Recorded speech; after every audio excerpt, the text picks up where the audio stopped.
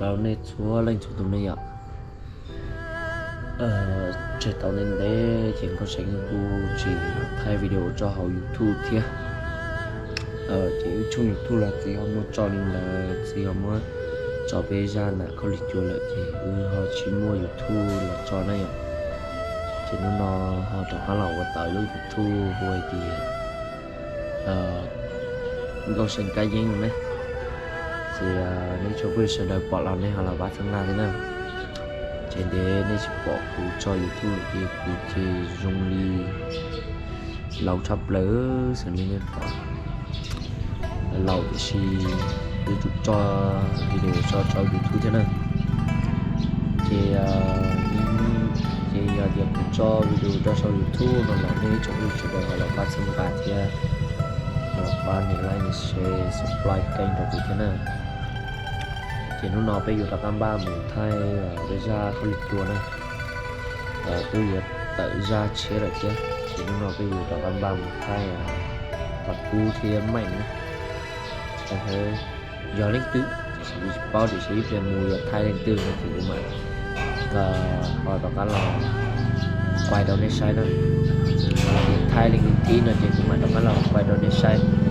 chế sẽ nó cũng có chờ nhưng mà sai biết có HFHE chia này thì nếu lúc bao rồi thì nhưng mà họ đã lâu YouTube để thay khỏi được cái sai này ok thì cho cũng muốn à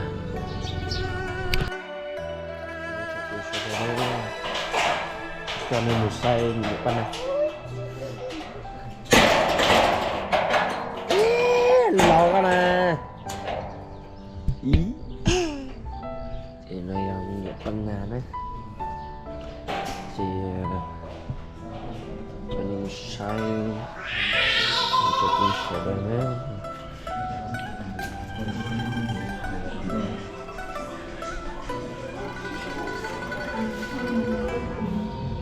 你呀，有那个纸还有呢，还是他放回去你觉得拿在那，有那个纸那是拿在那了。要不gì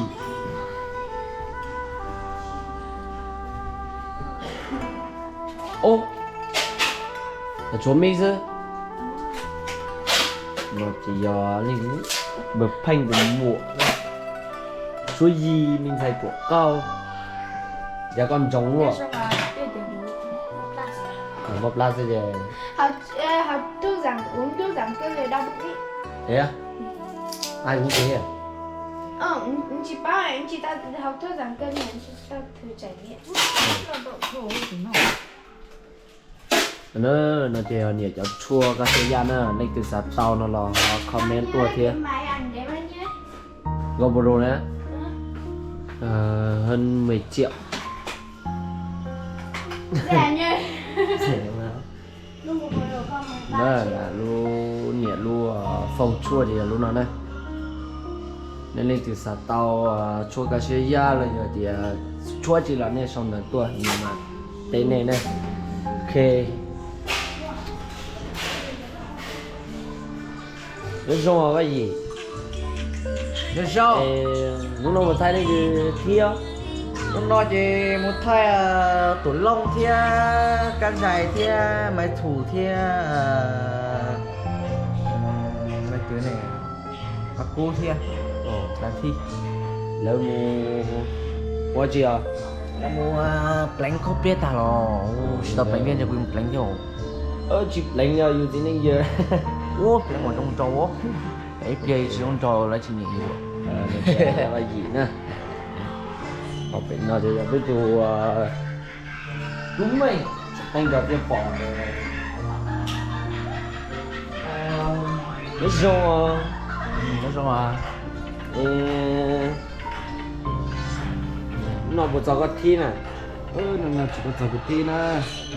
mình về mình kệ gì mình thi thì cái người chỉ tao cho đấy là khi họ cho ít thi tạm cho cho nên ba sai và mình thi là kỳ đây một thay sẽ dùng đi trả đó bắt chậu bé biết nó giờ còn những tranh là bắt chậu của từ gì thế này nhưng ngoài đây à trong YouTube chia thì chúng mình từ supply kênh ra là đăng ký lên này bắt chậu của thế này ok tụi nó chỉ ở bên tụi lông này Đâu rồi? cái tao tao mua chưa Rồi tao rồi không có gì làm thêm một vị đó. giờ lâu Chỉ tầm ba chế lên ba chế tám mấy mà ô cho biến hình đó. yeah chúng nó sao bây giờ Chúng sao lắm.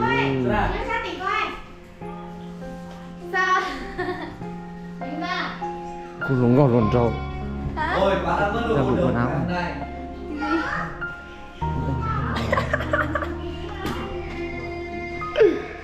của mà nó thay đồ đó nên sai này à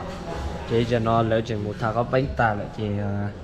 những điểm mù thay một vị là chỉ của mặt thay cho lấy từ tù cho nên sai này ok chỉ về với mặt sinh trí đùa nè nó ơi Gió gió.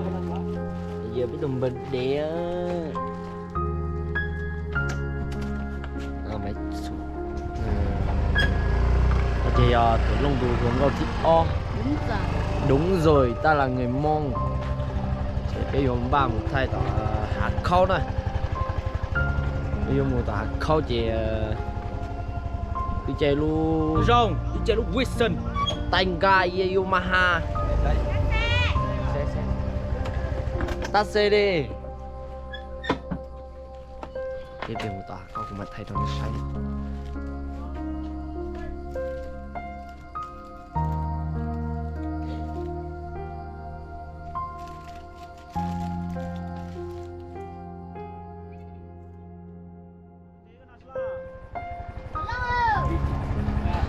Cô ta.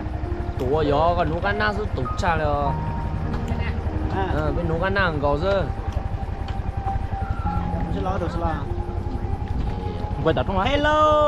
nhớ sống à. nó chỉ với một Wow, có sao thầy khỏi đi play để của YouTube cũng chỉ mua chặt. xong nó ý giờ nó chỉ với ba một thay tỏ câu nè ok bắt đầu nó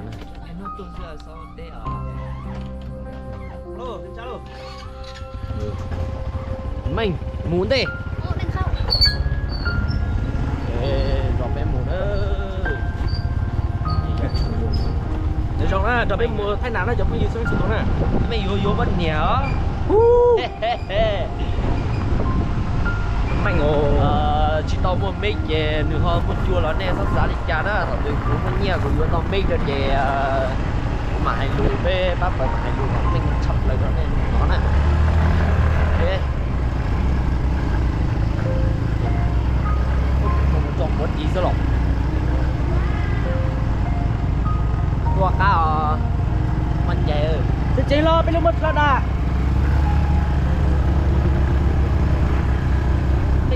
tỉnh luôn bận luôn cá này Đó bên mùa đó, chọn không gì không lên xuống đó, đó bên một thay nạp thay một vị cô lì chua. Sẽ đó ba mù sẽ bên ba bờ cô lì chua cho nó ép e nữa. Nên sau đó cà phê thì sẽ thì bên cho chị tao in đồ nó xin là bên cái chỗ rồi bên uống cả rung cha nó nên sai nữa. xong nó cá bên lông bể kiểu rồi cái này dài thế nhỉ Sau đó cà phê kia đi nữa.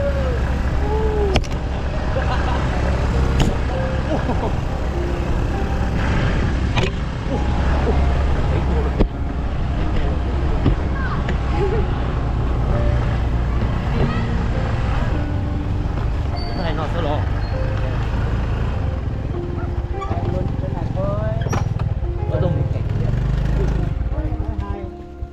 quay tôi mua to đó Ủa cái tế à? ca là làng ca Là hai trong mà tế à? được lông thì ngon xí Mà một tổ cũng đầm một ngày mà ăn 3 bữa làm được. gió dọc kệ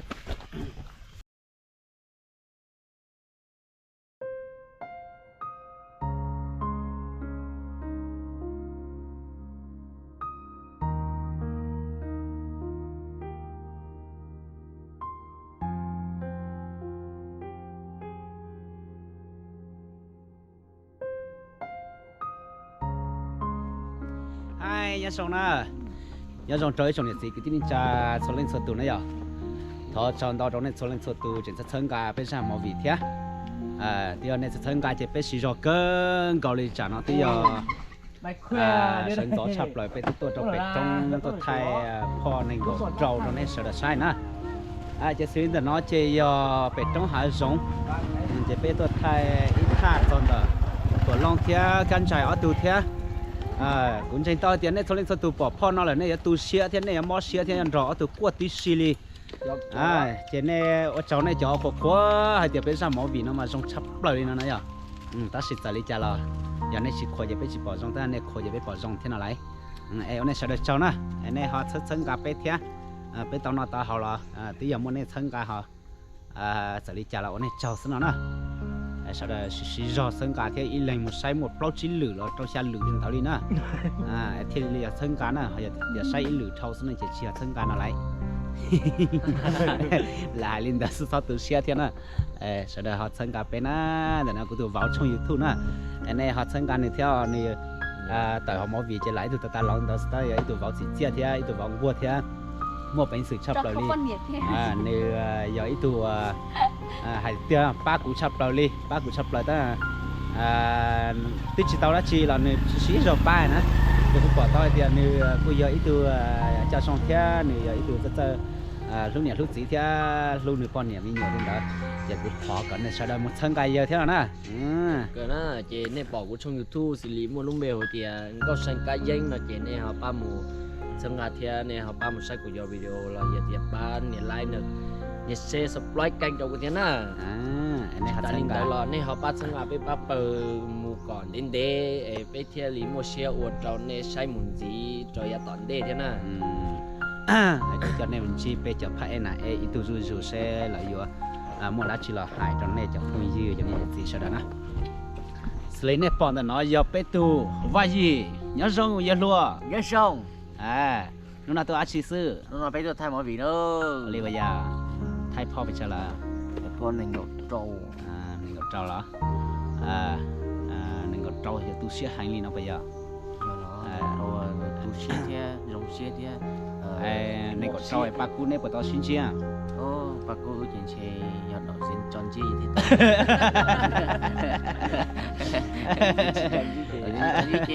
这是三 G 了，去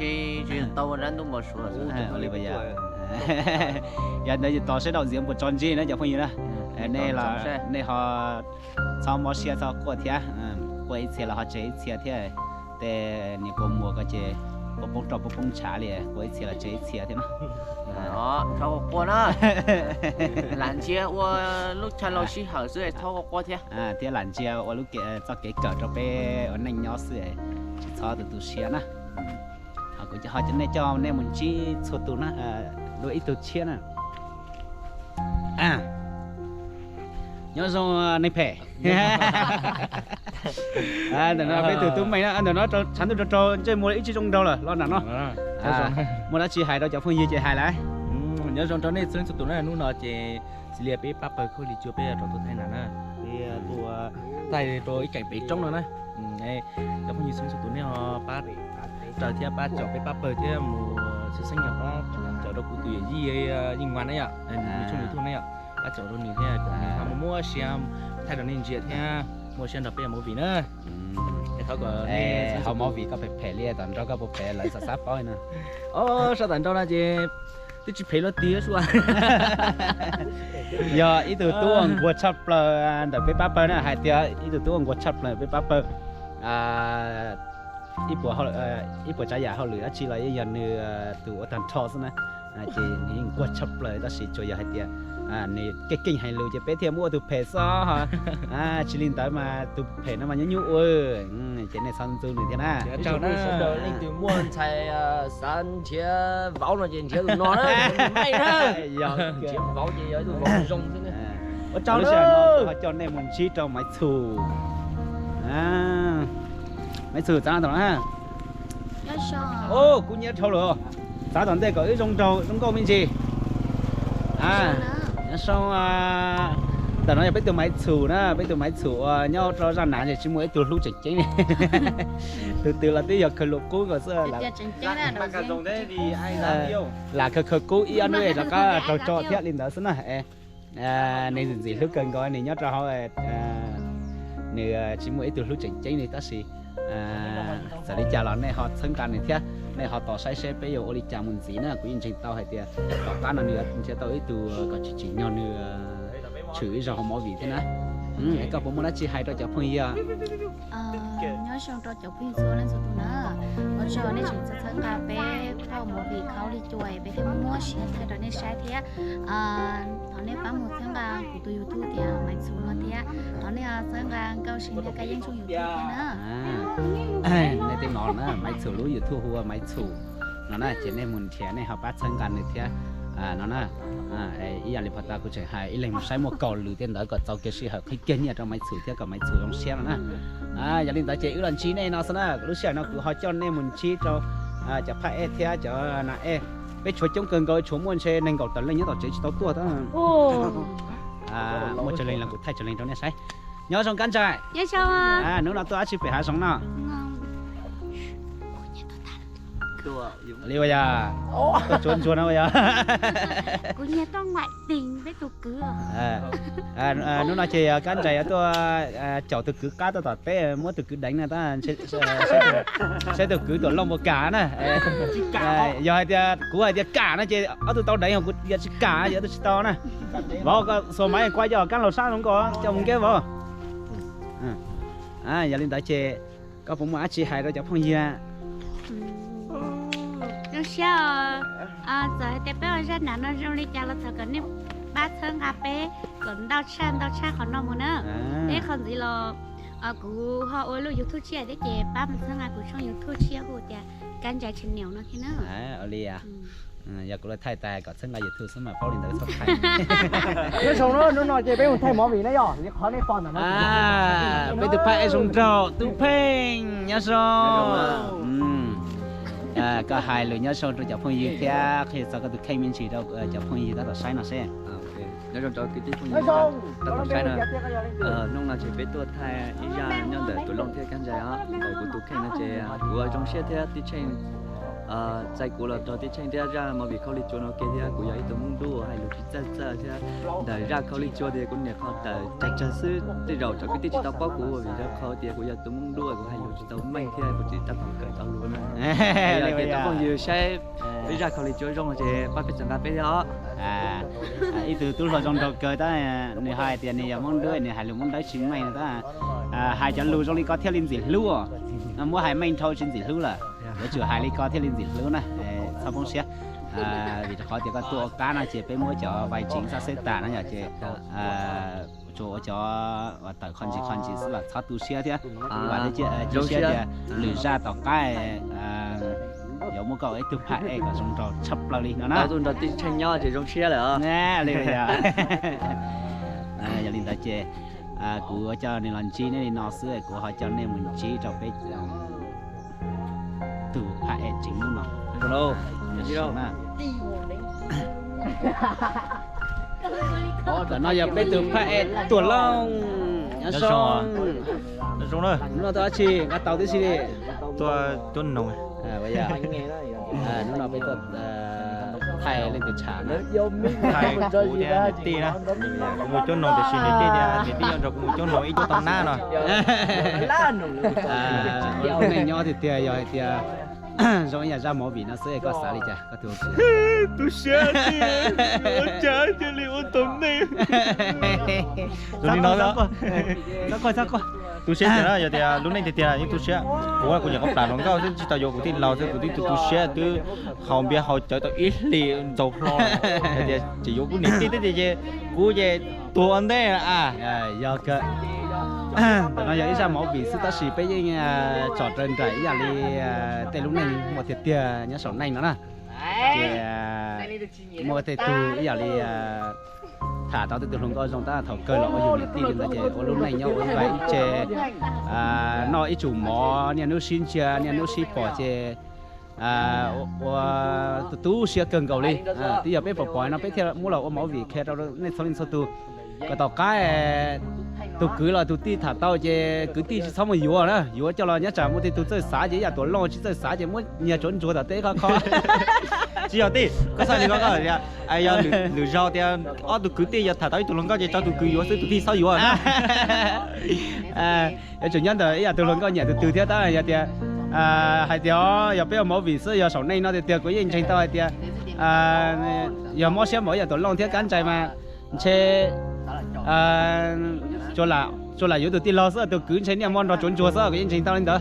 này tao cán này sao yếu nè này sao yếu này từ tiền lo này sao yếu này từ tiền lo này từ cứ từ phong cầu đó thì nó trong này đó nè cũng sao chữa mỗi vị cho kia trong này đó nè anh này họ sang cà phê nè sang cà phê số lên số tổ nè nó xong à ai chơi nhắn xong trong này nè dùng đấy chụp sẽ đến đấy rồi chỉ nó biết tao tọt thay mỏ vị họ mới xuống chơi chậu uống bướm mình chia chỉ có khẩu ta đấy này mà thay xuống chơi nó này sai này ok thì ý giờ nó chỉ cũng chỉ lúng lông lò bây giờ rồi trong chơi nó xin đồ rồi sẽ lên từ lú rồi lọt đua này lên lấy mé mé thôi nó này đau phột lốt lốt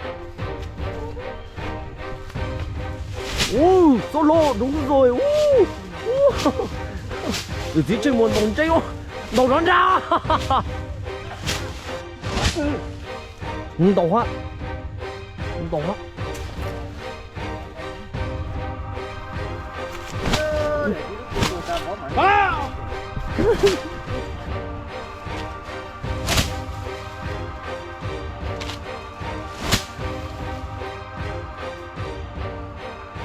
tổ lu chỉ lu không là biệt danh nghe em biệt danh kèm theo số ở đấy luôn tên xong cho số ở đấy luôn có xin đâu bây giờ mình đi qua hậu duyên còn tranh mà kia chính bữa mình còn chính là gì cái tranh có sai cho thằng có dân tộc chân tranh nó hay thì chơi đến nhau nữa đó cũng sẽ chơi đến nhau nữa biết thay trả nó đi chơi của hy sinh ít bộ tuần tranh cho nó bảo cảnh quay nó có bên trái play nó của thì chủ yếu nếu mà phải xử play tao cũng ít play chứ chỉ nhauเขาcũng muốn lên tàu nó sao ta này cũng trên tàu thì cũng tàu thế cũng trên tàu thì cũng tàu xuân tranh tài chỉ lớn chạy cũng ra do có bữa mình chơi nó tối bữa mình sống rồi nó chuyện bữa mình đi kia lúc khó nó to vung tục lâu sao to gì qua có tự ăn gì chứ phụ là chỉ cho lấy con to có lần lo ra làm sao làm to chó đây chuẩn bị làm đây chơi bị thay nữa những mùi đã hai sẵn thế đó giờ nó khó nó xử lý nên nó chỉ lấy tôi cân đông gì nữa nó nè chỉ lúc mạnh rót thôi là chỉ biết thay tao biết thay rồi nè thằng nè sai thì nè yêu nó lúc mạnh rót rõ en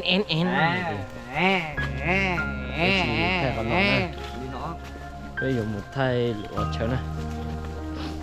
chỉ tận đồng tranh màn tranh chậu ta chỉ chỉ nó thịt ít thôi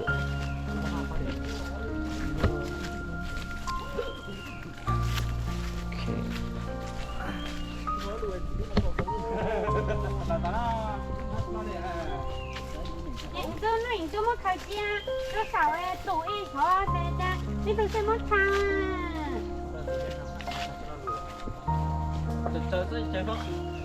có hạt đây hả anh nó cá có mấy giờ rồi mày yếu để không à nở mày được không chứ không hậu đi ăn dưa đói là hai dạng khí vâng ha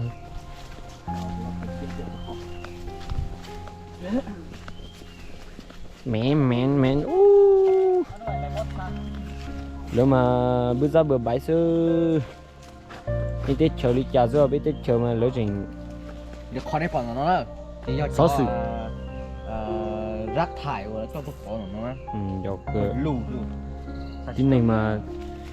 bây giờ mong mà chú mua họ chơi thì chú mua lúc lướt xa thì vệ sinh có dù tết chờ nó họ xong cho nó chỉ giờ tiền lỡ lại cho về trong mua cho giỏi nó là cá chê thầu lúc xin nào nó lói ởนู่นนะ chỉ nào dùng mua cuốn ta là rồi đã dùng lúc hậu đây thì dùng ra cá hậu thế rồi nè thì tiền lại thì dù dù chủ khơi lúc khó khăn nhẹ dù muốn lại khó khăn nhẹ khó khó thì dù lợi thế này từ này nhiều lúc rồi để nó ra như từ này nhiều lúc ấy thông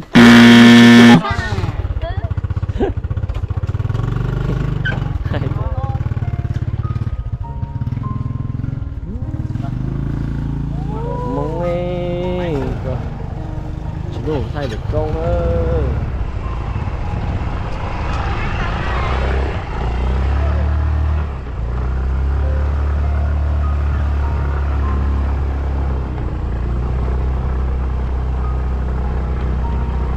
chạy yên chào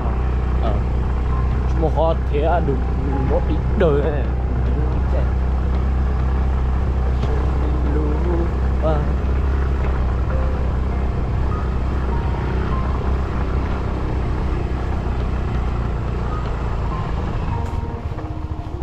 anh nói ra đó cái phủ này mất sang Sẽ chua gì là cái chua gì mà chua nhưng mà nó to khó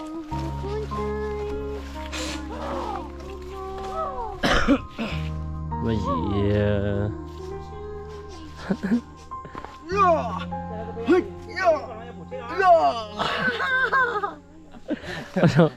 dù ra trồi dù ra tơ về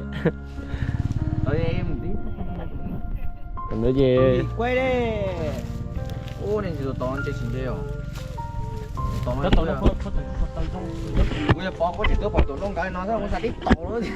tao mới tụi áo trang có bộ lên chơi bố con chơi ô này con này thịt tao nó yeah hả xưa nè tao bị to nữa trông con tí yo pi có son lại mà tụi nó Son lại cho tôi hiểu đâu. son lại à trông đi yo pi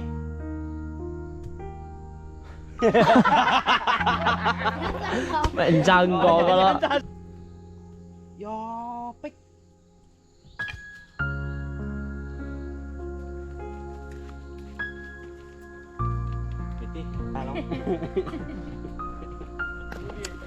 chú tiền chê sữa một cái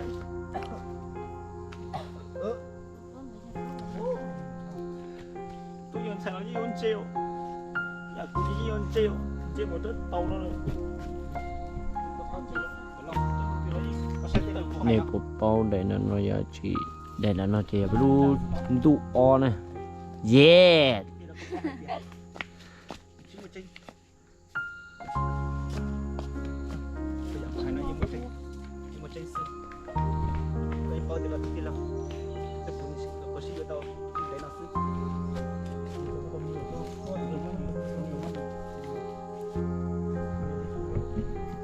Hello.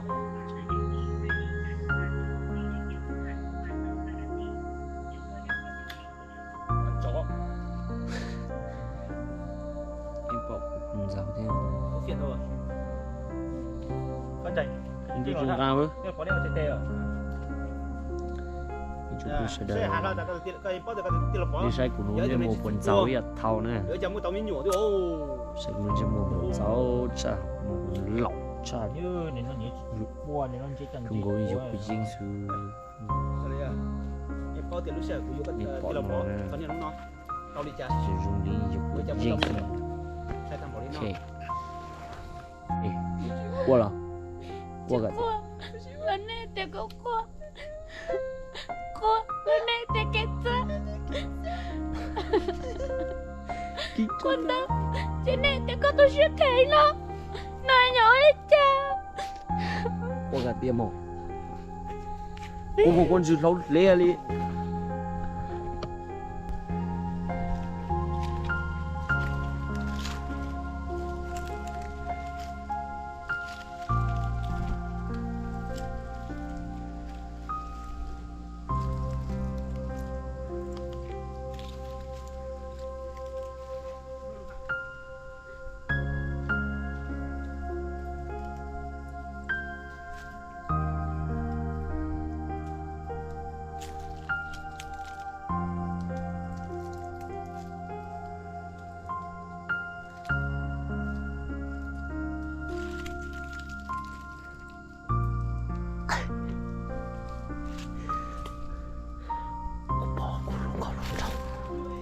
tổ thả nó cái tổ gì nó nó sư lẹ cái gì nó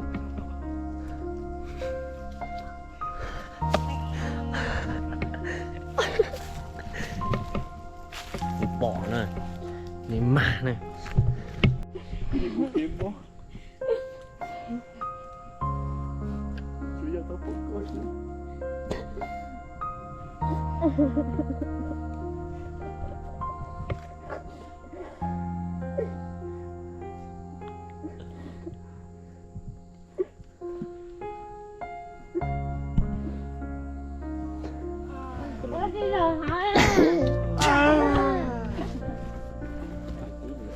tụi có chỉ có mà nhí đang quay mà cứ nhiễu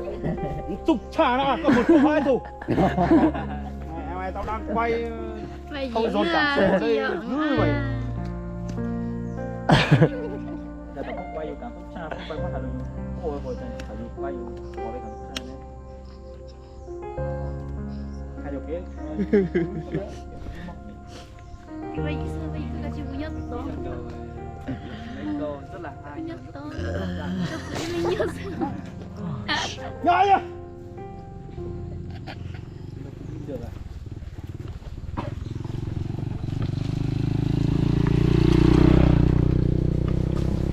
nhiều chứ cũng không xí lắm cho yêu chủ yếu là đi lên xí cái mày luôn nữa ồ cái to lắm itu nhiều cuma dia aja ya itu nhiều cuma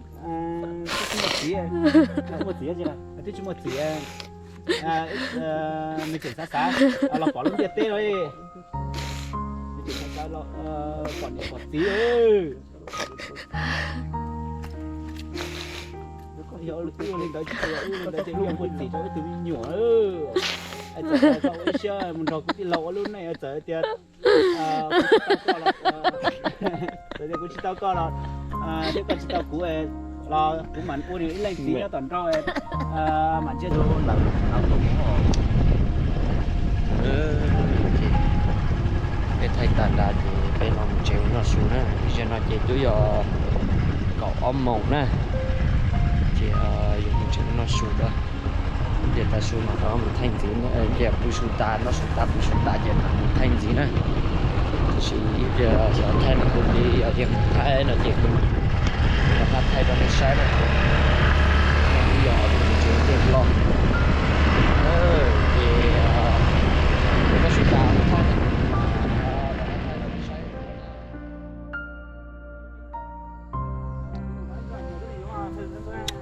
mua đó chứ mua đó tâm sẽ cóอย่างcái một lần trong sẽ muốn tao sát tận tây lại là bây tận tây lại là ông có cứ muốn là sống má đi mà tapi thôi tao mới bị đi năm 19 quân máy nó có sao này rồi chăng chị ta xuống với một thầy chị bây giờ tôi muốn là đã tôi nóc rồi do là tao nó phơ đã tụi thế này lần rồi bây giờ cho cảnh dướiอย่างคือ ô tụi nó lên chán tàu hành ô Ôi, chỉ có nó phải đâu có cho nó em ơi một cân gà mấy tiền đấy nên là người dưỡng cả đây ấy chơi giờ đây ý đeo chơi này tụi cái to la chứ nông làm máy rồi làm máy cái tay nhìn ô tụi tôi bị cho tôi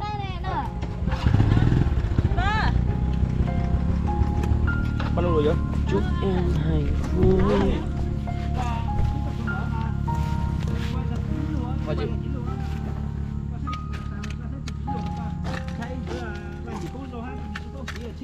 đang chỉ cứ đang đi ngủ nhau vậy sao nữa màu đó thằng mua ra thằng mua có số chết rồi ăn mày rồi một kế ra phải hai lúa đi tôi chơi hai lúa à chơi hai đi à chơi chỉ mình cả một tiếng chân à tự nhiên à em thanh tự nhiên chứ bây giờ mỗi giờ cái tàu ký thì giờ cái ra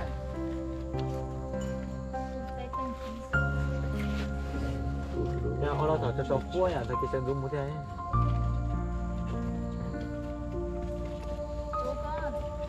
có tàn chứ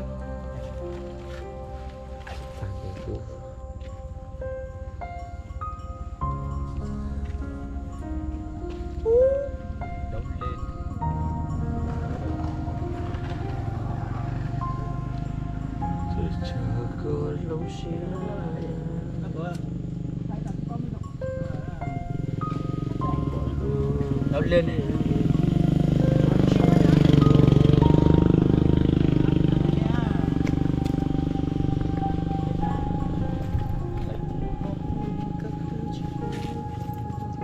mà thay nó chỗ mình sẽ đỡ nè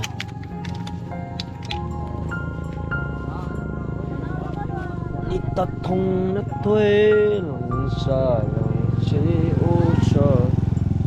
chú Cái giá số chúng ta thì bây giờ mấy giờ rồi 3 giờ đúng không? 3 giờ. Bây giờ chị bây đó là tôi thay nữa chúng tôi sẽ đến nữa. Chị vừa thay vai gì thì số gì tôi muốn đánh rong. Một cây một ỏn nữa nè. Thay tôi cho nó xem. Ủa chúng nó giờ chuột luôn. Đi rồi. Nhờ nè bảo ông quay ra thì tao chúng ta là. Mấy số lượng nhỏ ông quay chúng ta. Quay tin.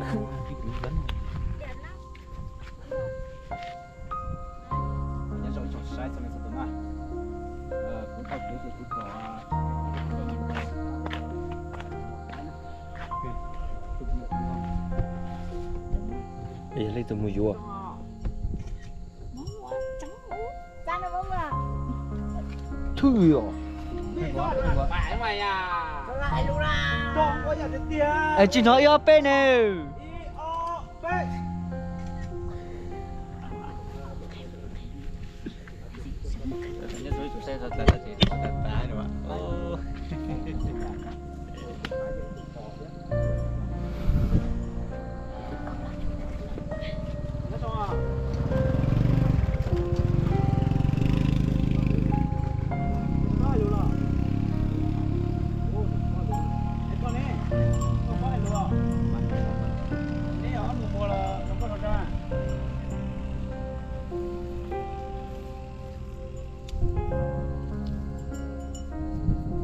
Anh ấy nó chùa, anh ấy chùa một cái một hồ. Anh ấy bao hai người con đấy mua lấy dũa anh ấy cho mua à? Chỉ có ăn chỉ nhiều, chả dùng trâu tiêu, ô một tòa siêu, ô nãy không chịu giật cơ đi. Ê, anh ấy nhớ khỏi tua. Ô, đi bây giờ, anh ấy bé tua. Anh ấy một mùa trong khỏi à? Một đàn trong đó. Nếu tôi ta thì mà cho nó. In nung cầu rồi. Ô. Giờ tụi lộc cái thia tụi lộc ở trong cầu cơ mua đâu của. Chuột chết chuột tê trong đi non đắn à? Anh ấy chuột. Chỉ phải luôn đi chơi. Ai. Trâu thế đây rồi. Mua lô. Đây là mua chuyện mua lô. Ở chỗ nó tao kế nó. Chết cốt chè thì tao đi xe. Lô. Nếu hóa ra đấy không phải là phim là ngoài đường mình đã gặp đây. Đấy không phải là phim ngoài đường mà mình đã gặp đây. Ok, chị giờ nó bây giờ vậy thì số gì một sản lợn rồng nữa. Chị chỉ giờ nhớ cho tập trung ta sắp trên cam thế này. Là chị lại thay ra tí, chạy nhớ sao tí nó ok. Chị cũng mà thay lại đồ này sai nè. Ông nhật trộm mùa gió thêm một cái là chị xây được tàu lúa đi chả.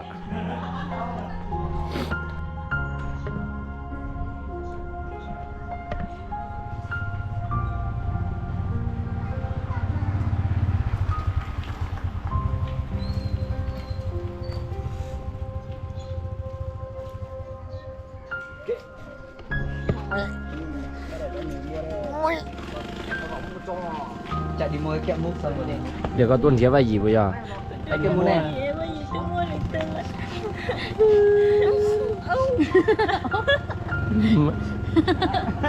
Bà cô tuần kia vai gì nữa nè. Cháu biết cho cháu à? Có tuần một tay rồi. Giờ là nó nổ trong một tay. Tê bò. Tuần một cái rồi. Thì tôi nói có tuần mùa là tuần không có. Nhà tôi ít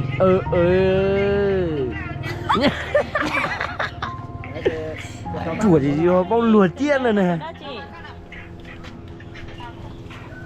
Em ơi đi chả thế à? Bây gì em đi đi chả? Anh chả thế à? Ừ, tôi mới đồ cay đồ Thầy lưu nhớ thế. Chị sao chăm mua mà Em đi tao kia mua ra. nó còn chê Kia mua ra bây giờ khơi gì nó bây giờ năm ba giờ này wow lò cái đút xa đó lò tiểu tụi cho mình đến xem nữa xe ở tụi không có luôn rồi phải luôn nó chở rau giờ rau gì họ cho anh chị đi vô ba giờ giặt tiền đấy. họ cho lúc nào giờ giá của su tàu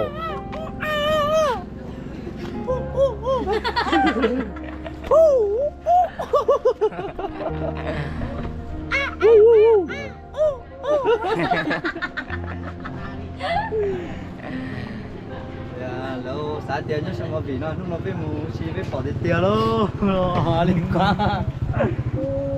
Nó bắp vào cái tua.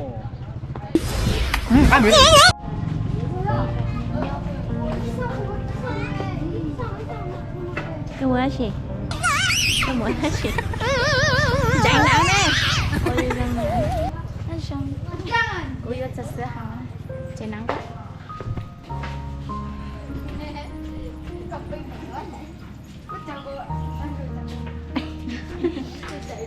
Cho nó vậy.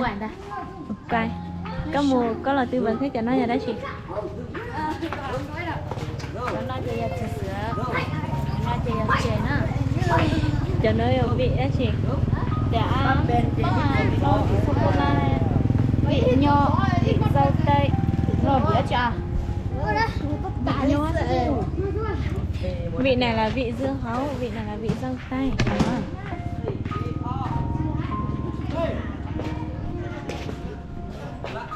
Cháu khiếp khờ.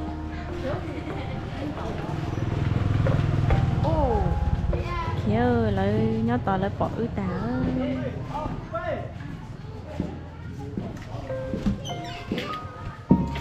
Như thế cụ thay chọn tạo coi vừa lấy than nó cho.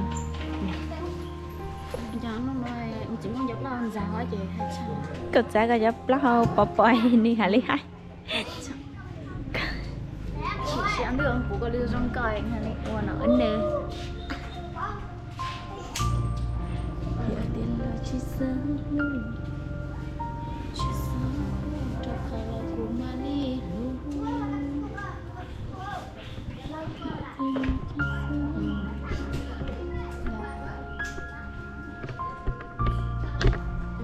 chả không thắc mắc rồi Chị nói là chị liền. Dần dần thì bé chị nói là chị nói nữa.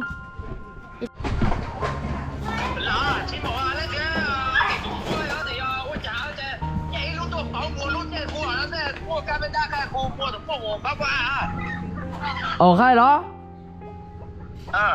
trên lò ra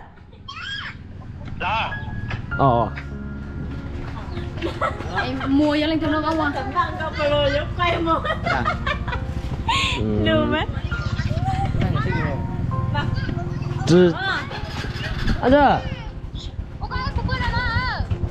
là lúc chế vô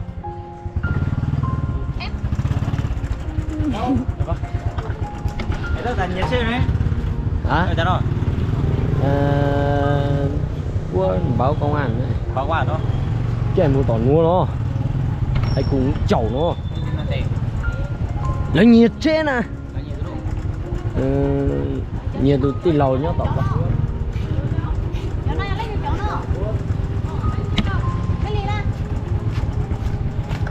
san dây thì vô tàu muốn để tôi xa gì xí tàu thông muốn để tàu thì giờ nó chỉ chế thế này